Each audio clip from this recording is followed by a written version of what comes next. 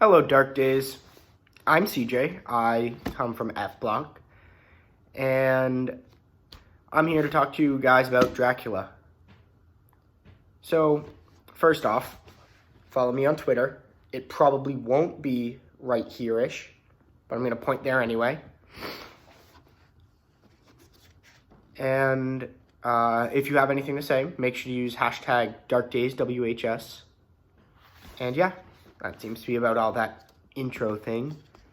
So the first thing I want to talk about is the first part of Dracula in Chapter 5. And granted, Chapter 5 is my least favorite chapter of the three. It seems to me it's just a lot about Lucy and Mina's story and doesn't bring much to Dracula or even the Gothic setting. It's just kind of Lucy and Mina talking. But if we go to the second letter from Lucy, it just irks me. Lucy's talking about how her life is so terrible because 3 guys proposed to her in one day. Personally, I think she needs to get over herself. Like, ooh, congratulations.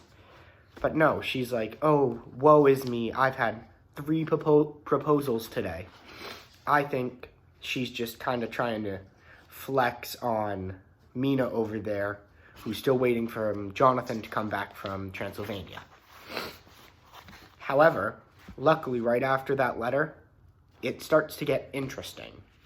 Once we get to Dr. Seward's diary, we see a very interesting case about Rhinefield, one of the inmates in his insane asylum. From this first chapter, we don't really get much about him, but you can see that this Rhinefield is a little different of a lunatic than everyone else in the asylum. He's more cognizant. He thinks more about what he's doing than anyone else. But then right after the first diary entry, we get the one thing that I feel is very strange, a letter from Morris to Arthur Holmwood, who is Lucy's betrothed. Basically a meeting of all 3 who proposed to Lucy. But right after this meeting, we no longer hear from Arthur. It seems to us that he's left Lucy to go see his sick father, which is just one thing I find strange about this. Was everything at that bonfire seemingly normal, or did some dark secrets go down there? Was that a way for Morris and Seward to get back at Arthur? Or was it just a coincidence that right after that, Arthur had to go visit his father, who was sick? But then we get back to more of Rhinefield. Real quick, I feel like even though in these few chapters we get Rhinefield and we get the ghost ship, and the ghost ship's supposed to be the big event, I feel that everything that happens with Rhinefield is more interesting to read about. For example, when we see Rhinefield eating bugs, at a first glance, it seems everything he's doing is just someone who's crazy being crazy. But then when you look at it, kind of step back, or what we see Dr. Seward come to a conclusion of at the end, he's trying to consume life, which in a normal circumstance or a regular setting would seem like a delusion of an insane person.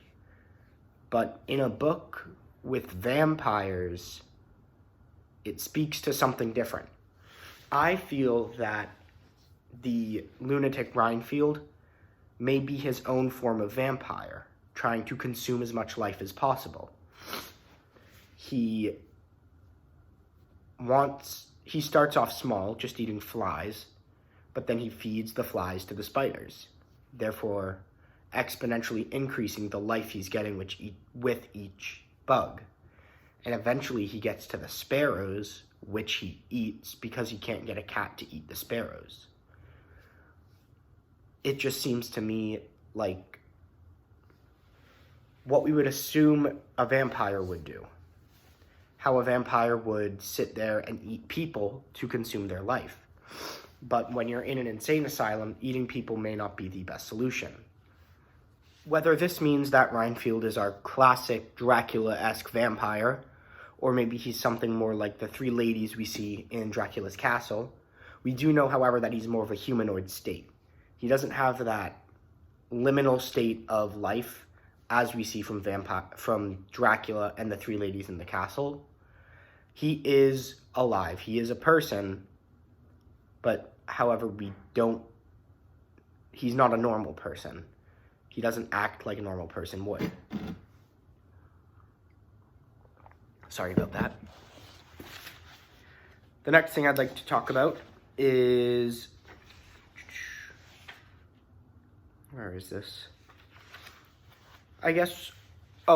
So with Lucy, this is one thing I found to be a very strange addition to this section of the book. We have Lucy's sleepwalking, which to me just seemed like an added in bonus, you could say, to make the story more eerie. I didn't at first glance assume it brought much plot to it. However, there's one quote in here on actually this is my book, so it's in the very beginning of chapter 6 in Mina's journal. It's the last sentence of her first entry. She has lost that anemic look which she had. I pray it will all last. Now, to think that losing that anemic look means that she's gaining blood in a story where we know vampires suck blood, at least in our modern day literature, or modern day vampire literature, that's what they do. Could it be that Lucy's sleepwalking, which nevertheless is strange sleepwalking, she's getting up, she's getting dressed, and she seems to be highly conscious for this sleepwalking state. She's looking for the key to unlock the room. She's not just wandering aimlessly. But could this sleepwalking have something to do with a vampire? Just one thing I wanted to bring up. And then when we get to the ghost ship, we have this idea of what I believe to be Dracula completing the task we see him want to complete in his castle. We know that Dracula has this command over wolves. So who's to say he can't turn into a wolf? Maybe like our modern day werewolf. Because when the ship lands, we see this ginormous dog jump off the ship. And when reading the ship's logs, we hear of this otherworldly being on the ship. Could it be that Dracula came from his castle to London on that ship and escaped in the form of a dog? Now, that may seem like maybe not a stretch. I feel that what the author's going for is that indeed. And it doesn't have to be Dracula. There could be other vampires doing this. I just feel like it warrants being brought up. But besides all of my conspiracy theories regarding these few chapters, overall, I really have enjoyed the book so far. I feel like reading Mina's journals is kind of a drag. I don't feel like it's very eventful. But every part of this adds to this wondrous text that is Dracula. And reading every part of it has its merit.